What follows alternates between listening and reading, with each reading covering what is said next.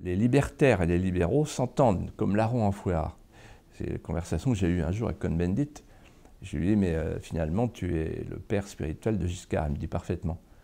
Et il se vantait d'aller parler au MEDEF pour soutenir en fait le discours du MEDEF. Il n'y a pas de différence.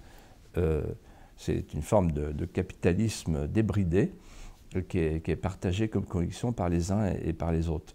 Et ce qui caractérise les hommes politiques d'aujourd'hui, c'est le marketing. On va à la godille en fonction du marketing de l'instant.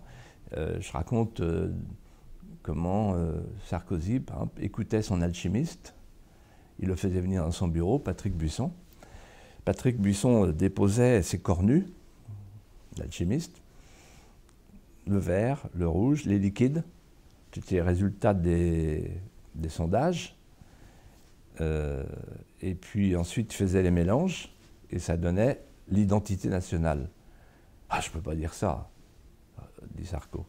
Eh bien, il faut le dire, c'est 4 points. C'est les 4 points qui te permettent de faire le trou.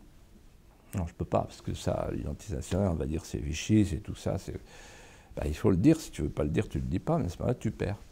Et finalement, Sarko hésite, et puis il fait savoir à Arlette Chabot, parce qu'il fait l'émission le soir même, la grande émission d'Arlette Chabot sur la 2, il fait savoir qu'il y aura un scoop dans la première minute, et il annonce « je créerai un ministère de l'identité nationale ».